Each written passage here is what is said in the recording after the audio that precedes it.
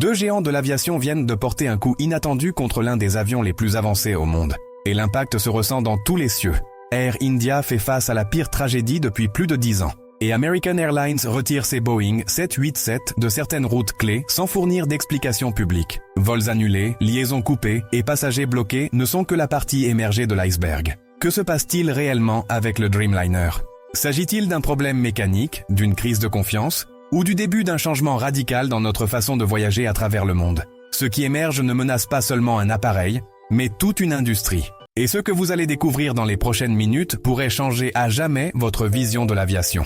Le 17 juin 2025, à quelques minutes seulement d'atterrir à Ahmedabad, en Inde, le vol AI-71 cesse de répondre.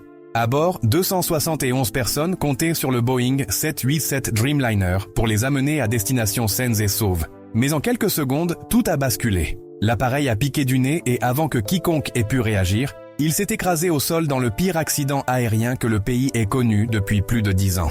Les premières images du lieu n'ont pas tardé à envahir les réseaux sociaux. Fragments du fuselage, fumée noire et équipes de secours œuvrant sans relâche. Le plus inquiétant est que ce Dreamliner avait passé une inspection complète seulement quelques jours auparavant. Aucune indication publique de défaillance grave, ce qui a fait surgir une question troublante. Si un avion déclaré apte à voler peut tomber ainsi, combien d'autres pourraient être en danger? Les autorités de l'aviation indienne ont réagi immédiatement. La DGCA a ordonné un contrôle total de tous les 787 et 777 d'Air India. Ce n'était pas seulement à cause de cet accident. Elle craignait un problème caché, susceptible de mettre en péril toute la flotte. Et ce qu'elles ont trouvé, bien que non rendu public immédiatement, allait être le premier signe que la tempête ne faisait que commencer. Mais ce qui s'est passé au sol après l'accident a été tout aussi chaotique que ce qui s'était déroulé dans les airs. L'accident du vol AI-71 n'a pas seulement laissé une tragédie. Il a déclenché une réaction en chaîne qui a paralysé une grande partie du système aérien indien. En quelques heures, Air India a commencé à annuler des vols internationaux prestigieux. Delhi-Londres, Amsterdam-Delhi, Dubaï-Mumbai. Le 21 juin, 15% de sa flotte long courrier était clouée au sol. Paris, Zurich, Francfort, toutes ces destinations ont vu leur liaison disparaître presque du jour au lendemain. Les aéroports de Mumbai, Kolkata et Amritsar se sont transformés en bouchons humains. Les passagers désespérés cherchèrent des alternatives. Les files dépassaient les limites des bâtiments et les systèmes de réservation s'effondraient sous la pression. Même les lignes intérieures ont commencé à subir des réductions pour libérer des avions, ce qui n'a fait qu'aggraver le chaos. Plus de retards, plus de correspondances manquées, plus de voyageurs bloqués au sol. Vistara, Indigo et d'autres compagnies ont tenté d'absorber la demande, mais elles n'avaient pas la capacité suffisante pour combler le vide laissé par le Dreamliner. La dépendance d'Air India à ce modèle était telle que le perdre, ne serait-ce que pour quelques jours, revenait à couper le cœur de son réseau. En à peine 72 heures, des milliers de passagers étaient bloqués, certains pendant plusieurs jours, et le préjudice à la réputation de la compagnie grandissait minute après minute. Ce qui paraissait au départ un problème technique isolé, était en train de se transformer en effondrement logistique à l'échelle nationale. Et pendant que l'Inde tentait de contenir la crise, à des milliers de kilomètres de là, un autre événement inattendu s'apprêtait à placer le Dreamliner sous un nouveau faisceau de projecteurs. Alors qu'Air India faisait face à un chaos sans précédent, ailleurs sur la carte, une décision tout aussi surprenante était prise. American Airlines annonçait presque en silence qu'elle cesserait de voler vers Doha, au Qatar, sa seule liaison directe vers le Moyen-Orient, et qui, par hasard, était également exploité avec un Boeing 787 Dreamliner. Pour American Airlines, maintenir un vol quotidien sur un couloir à risque de conflit armé n'en valait pas la peine. La sécurité des passagers et de l'équipage a pesé plus lourd que les bénéfices d'une ligne à faible trafic. Et bien que personne n'ait officiellement mis en cause le Dreamliner, pour beaucoup dans l'industrie, le message était clair. Même les avions les plus avancés ne sont pas immunisés contre des cieux hostiles. Le retrait de Doha pourrait n'être que le début. Des rumeurs internes évoquaient une réaffectation massive de 787 vers des routes transatlantiques, jugées plus sûres et plus rentables. Derrière ce mouvement, une nouvelle stratégie commençait à prendre forme. Le Safe Sky Mapping, un système qui évalue chaque mois les routes aériennes mondiales et reconfigure les opérations avant qu'un risque ne se transforme en tragédie. Le Boeing 787 Dreamliner est né comme une révolution dans l'aviation. Plus léger, plus efficace, capable de voler plus loin avec moins de carburant. Son fuselage en fibre de carbone et son design avancé ont marqué un tournant dans l'industrie. Mais aujourd'hui, cette même avancée technologique qui l'a propulsé au sommet devient son talon d'Achille. L'accident en Inde n'a pas été un événement isolé dans l'historique de Boeing. En 2013, des batteries défectueuses ont provoqué des incendies, qui ont obligé à clouer au sol toute la flotte mondiale de Dreamliners. Par la suite, des problèmes de fuselage, de câblage et d'assemblage ont entraîné de multiples inspections et des retards de livraison. Et maintenant, de nouveaux signes de fatigue prématurée dans la structure rallument les alarmes, notamment au point de forte tension comme les jonctions et les bords d'ailes. Pour les régulateurs, les inspections superficielles ne suffisent plus. Des autorités comme la FAA et la DGCA exigent des contrôles plus approfondis et plus fréquents. Et cela signifie plus de temps au sol, plus de coûts et plus d'occasions pour que de nouvelles pannes apparaissent. La confiance, une fois ébranlée, est difficile à regagner. Le 737 MAX avait déjà laissé à Boeing une cicatrice profonde.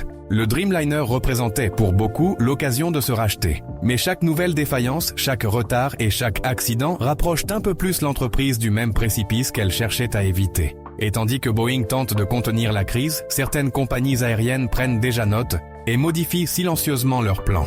Les compagnies ne comptent pas attendre que les problèmes se résolvent d'eux-mêmes. Alors que Boeing lutte pour maîtriser la tempête, dans les bureaux de planification des flottes, les pièces commencent déjà à se déplacer. Plusieurs sources internes confirment que des compagnies, qui dépendaient presque entièrement du 787, repoussent des livraisons prévues, en toute discrétion. En parallèle, les discussions avec Airbus se multiplient afin d'explorer l'option de la 350. Un modèle qui, bien que plus coûteux à exploiter sur certains segments, offre une alternative moins exposée à la crise actuelle. Il ne s'agit pas seulement d'un changement de constructeur, c'est aussi un changement de stratégie. Certaines compagnies aériennes envisagent d'utiliser des avions monocouloirs sur des liaisons moyennes, autrefois assurées par des gros porteurs, sacrifiant de la capacité au profit de la flexibilité. L'idée est simple. Réduire le risque de dépendre d'un seul type d'appareil pour des routes critiques. Ce virage n'est pas une simple réaction à l'accident en Inde. C'est la reconnaissance d'une réalité qui couvait depuis longtemps. Une dépendance excessive à un modèle unique peut être fatale pour la stabilité d'un réseau international. Et le Dreamliner, autrefois symbole de polyvalence, est désormais perçu par certains comme un pari trop risqué. Mais l'enjeu dépasse la question d'une marque ou d'un modèle. C'est la carte même de l'aviation mondiale qui est en train de changer sous nos yeux. Ce qui a commencé comme une tragédie à Ahmedabad et un retrait discret à Doha, se transforme en une refonte globale du ciel. De grandes alliances comme Star Alliance et Oneworld ajustent leurs réseaux, redistribuent leurs capacités et privilégient les routes les plus sûres, quitte à sacrifier leur présence sur certains marchés stratégiques. Des villes qui, il y a peu, étaient des hubs internationaux commencent à perdre en importance, tandis que d'autres aéroports, plus éloignés des zones de conflit, voient leur trafic augmenter. Le Safe Sky Mapping cesse d'être un simple projet pilote et commence à s'imposer comme un outil standard. Évaluation mensuelle du risque aérien, itinéraire qui évolue presque chaque jour et plan de contingence prêt à être activé en quelques heures.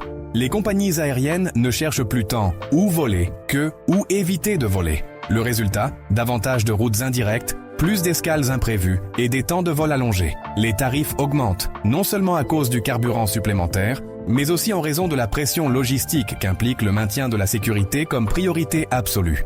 Et bien que les passagers protestent, les compagnies semblent prêtes à perdre de l'argent à court terme pour éviter le cauchemar d'être impliquées dans un incident fatal. Mais la question reste en suspens. Assistons-nous à une adaptation nécessaire? Ou au début d'une ère où voler sera plus cher, plus lent et beaucoup moins prévisible? L'accident du vol AI-71 n'a pas seulement marqué une tache noire dans l'histoire de l'aviation indienne. Il a été l'étincelle qui a déclenché une chaîne de décisions, d'annulations et de remises en question qui, aujourd'hui, reconfigurent la manière dont le monde voyage. De la saturation des aéroports en Inde au repli stratégique d'American Airlines, en passant par les doutes croissants sur l'intégrité du Boeing 787, le message qui reste est clair. L'industrie qui fait bouger le monde est aussi vulnérable. Et un seul coup peut révéler toutes ses failles. Le Dreamliner, qui fut un jour un symbole d'innovation et de portée mondiale, affronte désormais un jugement silencieux dans chaque salle de conseil, chaque bureau d'ingénierie et chaque cellule de planification des routes. La question n'est plus de savoir s'il peut voler plus loin avec moins de carburant, mais s'il peut encore inspirer confiance quand on en a le plus besoin. Ce qui s'annonce pourrait être le plus grand ajustement depuis des décennies. Des flottes plus diversifiées, des itinéraires plus conservateurs et une surveillance constante de chaque boulon, chaque trajet et chaque décision. Et même si tout cela se fait au nom de la sécurité, rien ne garantit que la prochaine crise ne surgira pas d'un endroit totalement inattendu. Le ciel, ce symbole de liberté et de connexion, se lit désormais comme un tableau de risque en perpétuel changement. Et tandis que les compagnies aériennes tracent leurs prochains mouvements, une seule certitude demeure. La manière dont nous voyageons a déjà changé. et il n'y aura pas de retour en arrière. J'espère que vous avez apprécié cette vidéo et que vous avez appris quelque chose de nouveau. N'oubliez pas de mettre un like, de vous abonner et d'activer la cloche pour ne pas manquer nos prochains contenus. À la prochaine!